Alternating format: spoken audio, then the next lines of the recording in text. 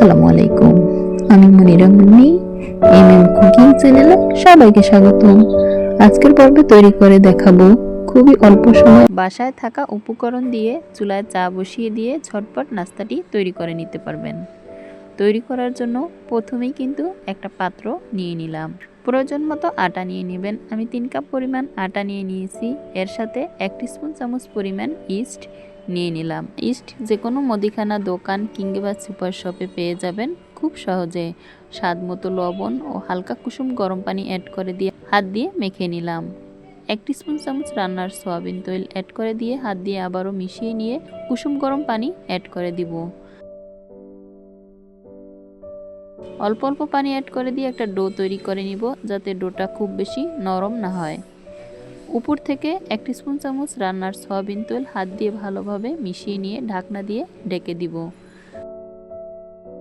ঢেকে দেওয়ার এক পর্যায়ে যাতে ভিতরে বাতাস না ঢুকে এজন্য ঢাকনার ছিদ্রটা একটা কাগজ দিয়ে বন্ধ করে দিলাম। রেস্টে রেখে দিয়েছি 10 মিনিটের জন্য। 10 মিনিট পর ফিরে এসে ঢাকনা তুলে নিয়ে হাত দিয়ে চেপে চেপে বাতাসটা বের করে দিলাম। আর স্বাদ মতো চিনি ও 1 চামচ গুঁড়া দুধ অ্যাড করে দিয়েছি। আপনারা চাইলে স্কিপও করতে পারেন। চিনি ও গুঁড়া দুধ অ্যাড করে দিলে নাস্তাটা খেতে একটু মিষ্টি ভাব হবে আর খেতে কিন্তু খুবই লোভনীয় হবে। এক পর্যায়ে ভালোভাবে মিশিয়ে নিয়ে উপকরণটা পাত্র থেকে পিড়ায় নামিয়ে নিয়ে হাত দিয়ে একটু ভালোভাবে মেখে নিয়ে নরম করে নিয়ে গোলাকার শেপ দিয়ে 4 ভাগে ভাগ করে নিয়ে ছোট ছোট 4টি লিচি কেটে নিলাম। চারপাশ থেকে মুড়িয়ে নিয়ে লিচিগুলো গোলাকার শেপ দিয়ে নিয়ে সাইডে রেখে দিয়ে একটি মুরগির ডিমের হলুদ অংশটা একটা পাত্রে নিয়ে 1 চামচ গুঁড়া দুধ অ্যাড করে দিয়ে মিশিয়ে নিলাম। মিশানোর এক পর্যায়ে সাদা অংশটা নিয়ে আবারও মিশিয়ে নিলাম। সাদা ও হলুদ অংশের সাথে যদি গুঁড়া দুধ মিশিয়ে নেন তবে কিন্তু মিশিয়ে নিতে একটু কষ্ট হবে, এজন্য হলুদ অংশের সাথে মিশিয়ে নিয়ে সাদা অংশটা পরে অ্যাড করে দিয়ে ভালোভাবে মিশিয়ে নিতে হবে। একটা লিচি নিয়ে গোলাকার শেপ দিয়ে নিয়ে বাটার পেপারের উপর রেখে লম্বা করে একটু শেপ দিয়ে নিলাম। দেখে নিশ্চয়ই বুঝতে পারছেন।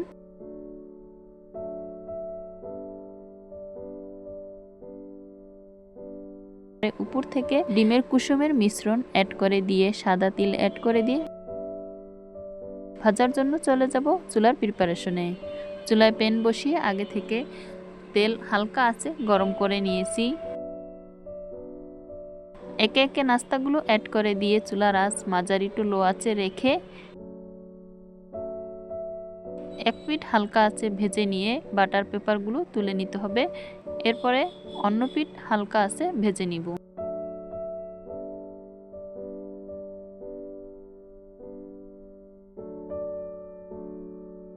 এপিট ওপিট করে ভেজে তেল ছাঁকুনিতে তুলে নিয়ে তেলটা ছড়িয়ে নিয়ে পরিবেশন করে নিতে পারবেন। আজকের রেসিপিটা আপনার কাছে যদি ভালো লেগে যায় তবে চ্যানেলটা সাবস্ক্রাইব করে অল অপশন অন করে রাখতে পারেন। এতে করে আপনার কাছে নিত্য নতুন নোটিফিকেশন চলে যাবে। নাস্তাগুলো কিন্তু দেখতে যেমন লোভনীয়, খেতেও কিন্তু খুবই দারুণ ছিল। অনেক ফুলকো ফুলকো ছিল আর তৈলে ভেজে নেওয়ার কারণে কিন্তু ভিতরে কোনো তৈল প্রবেশ করে নাই। এভাবে নাস্তাগুলো তৈরি করে 2 থেকে 3 দিন নরমালে রেখে খেতে পারবেন। চায়ের সাথে খেতে কিন্তু খুবই ভালো লাগে। একটা নাস্তা ছিঁড়ে কিন্তু দেখিয়েছি, সবগুলোই কিন্তু একইভাবে ফুলকো ফুলকো হয়েছে। কতটা ফুলকো হয়েছে দেখে নিশ্চয়ই বুঝতে পারছেন।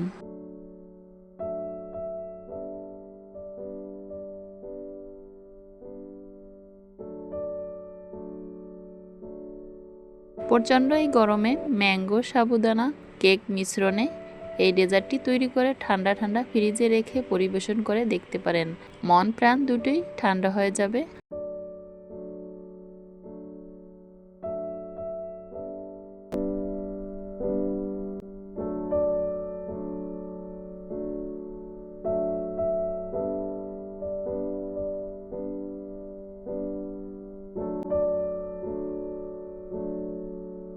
তৈরি করার জন্য 250 গ্রাম লিকুইড গরুর দুধ একটা পাত্রে অ্যাড করে নিলাম।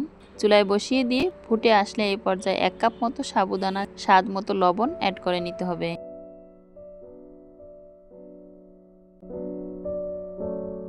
মিষ্টি ডেজার্টের ব্যালেন্স ঠিক রাখার জন্য সামান্য পরিমাণ লবণ অ্যাড করে দিয়ে নাড়াচাড়া করে নিব। আর অনবরত নাড়াচাড়া করে জাল করে নিতে হবে যাতে সাবুদানাটা দলা পেকে না যায়।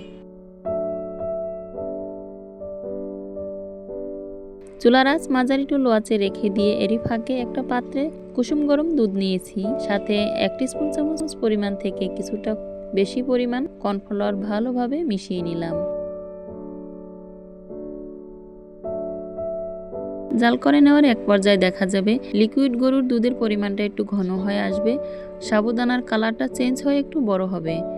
এ পর্যায়ে কর্নফ্লাওয়ার মিশ্রিত লিকুইড গরুর দুধ অ্যাড করে দিতে হবে আর নাড়াচাড়া করে নিতে হবে। খেয়াল রাখতে হবে নিচ থেকে যেন লেগে না যায়। কর্নফ্লাওয়ার মিশ্রিত দুধ অ্যাড করে দিলে ঘন হয়ে আসবে আর অনবরত নাড়াচাড়া করে নিতে হবে।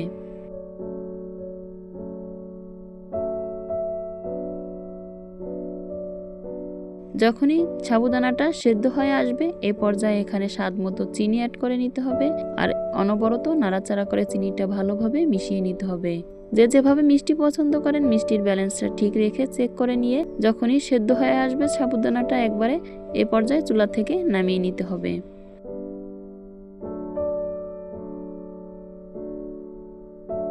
চুলার জাল অফ করে দিয়ে চুলা থেকে নামিয়ে নিয়ে এখানে একটা কেক নিয়ে নিলাম আর ছুরির সাহায্যে এভাবে ছোট ছোট টুকরো করে নিলাম।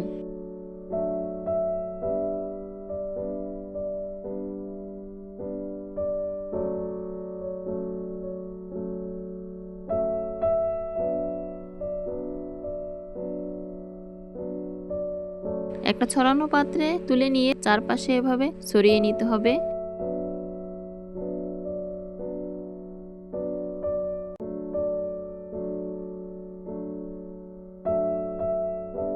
আমের স্কিনটা ছাড়িয়ে নিয়ে কিউব করে কেটে নিয়েছি।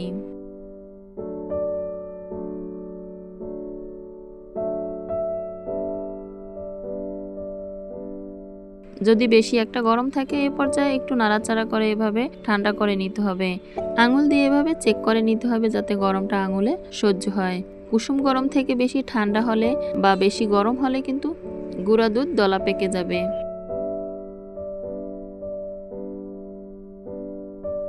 পাউডার দুধ ভালোভাবে মিশিয়ে নিয়ে ঠান্ডা হয়ে আসলে কেকের উপরে সাবুদানার মিশ্রণ অ্যাড করে নিতে হবে। এরপরে একটু হাত দিয়ে টেপ করে দিতে হবে যাতে চারপাশে ছড়িয়ে যায়।